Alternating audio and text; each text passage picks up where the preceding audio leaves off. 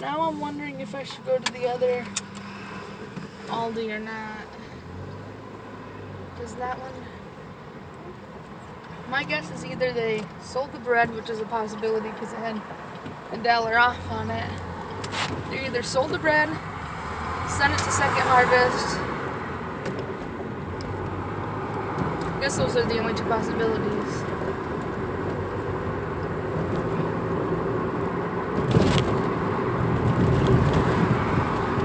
We can go to another CVS, but this other CVS has a sign on it that says no trespassing, so I'm a little bit worried about going there right now during the day.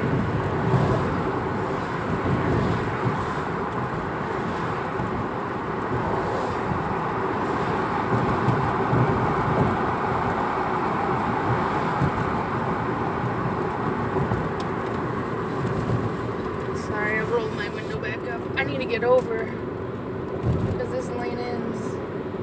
People are kind of assholes through here.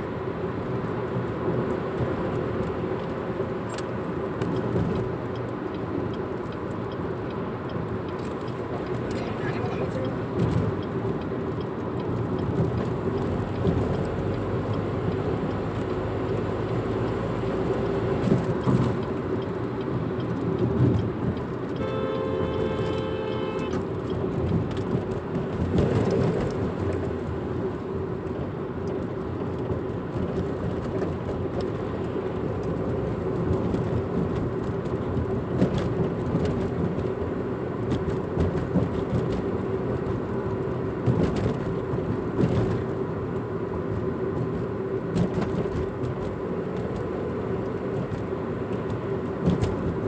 Anyways, people are being dickheads and not letting me through, not letting me get over. Literally, this fucking HXR piece of shit behind me didn't let me get over at all. It's 30 through here, so they can suck it.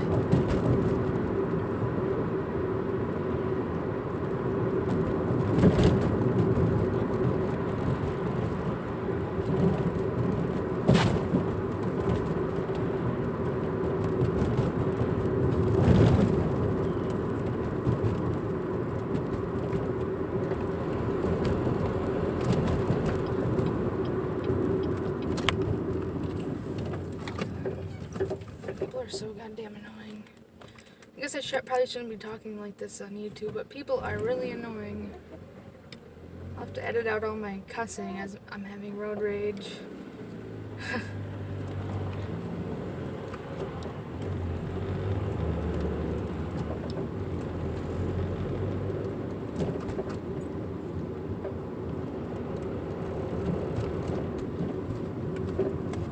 I don't want to drive like an a-hole, but people piss me off.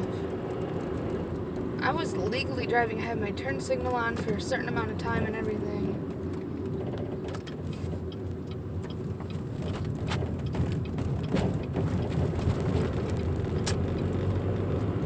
So now I'm just going to be driving slow and steady.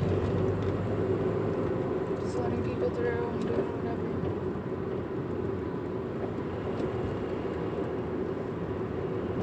There's another CVS and there's another CVS right here, but there's also another one that doesn't have a sign, and another Aldi.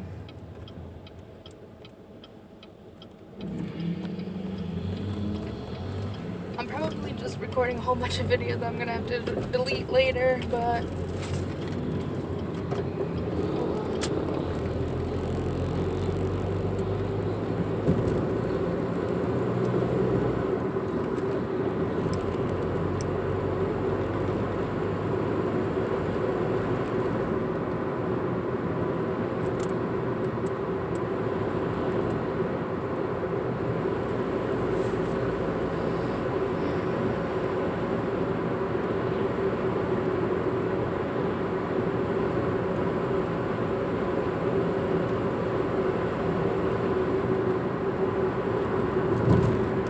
the only reason that they should have been honking at me is if I had a turn signal out, which I don't think I do. I mean, I guess I could check, but the person that was honking at me was some jackass in a Mercedes, and because I'm probably looked down upon for my 2008 little Chevy car.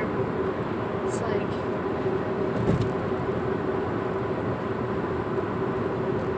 people are just assholes.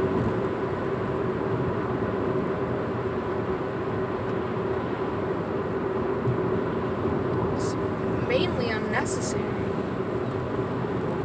I get when people are doing stupid things, but what I did was not stupid. I had my turn signal on and tried to get in front of this HHR, which is behind me. And then they were being assholes and sped up to close the gap instead of just letting me in. So I had to go ahead to the next car and get over.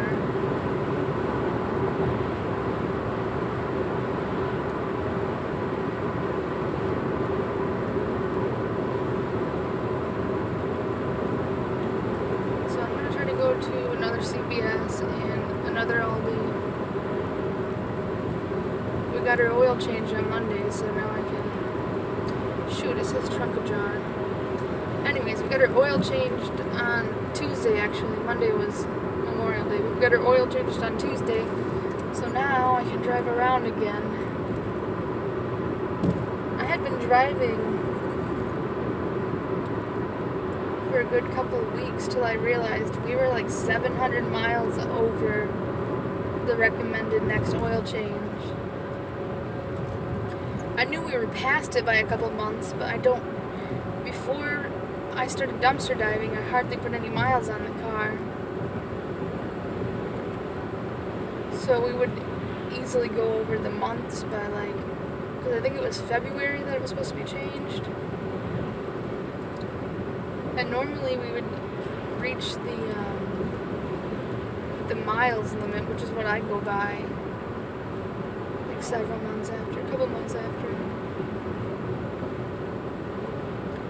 But before I knew it, I looked down and we had gone already 700 miles past our next oil change.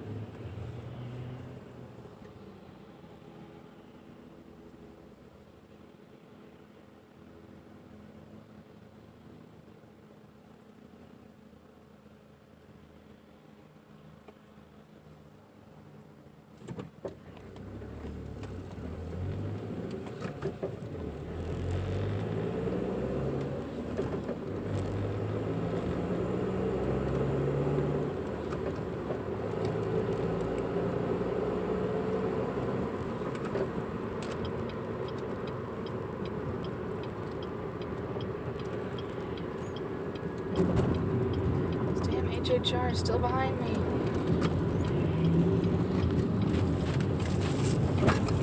Okay, they went straight. I went right.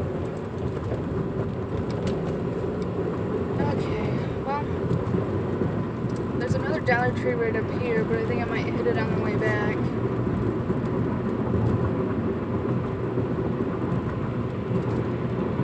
Let me go to the thing that says learn to drive.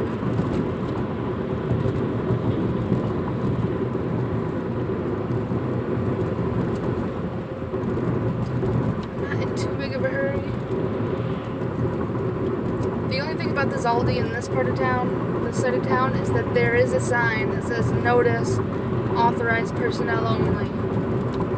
I don't know that it says violators will be prosecuted or not, but I do know it says notice.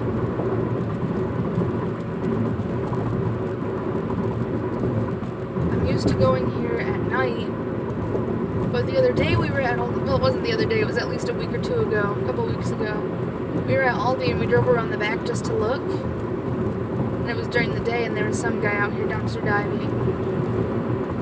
And that day I ended up finding one of those little the really tiny cat perches. A bird perch is just like a little box, which our cat's too big to even fit in. She doesn't even fit in the little Aldi cat perch things. They're so tiny. They're like, they maybe would have fit her when she was a kitten, but they don't fit her now.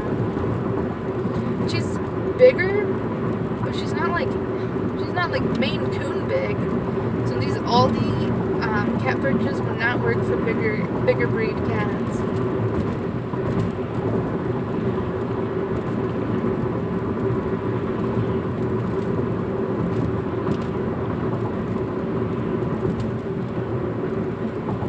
I think our cat was I think she was 12 pounds the last time she went to the vet. She was really tiny right before she got fixed, and then she went from about 8 pounds to 12 pounds. She's always been really long though. Like she would jump from the floor to like where my mom lives. When we stayed there, she had like these beams that were like about like 6 feet off the ground. So it was like a loft type little area upstairs. So there was beams that ran across the ceiling, and the cat would jump. Sometimes she'd jump from our bed, but for the most part she would jump up to the window, then jump up to the beams and run across the beams like along the top of the wall.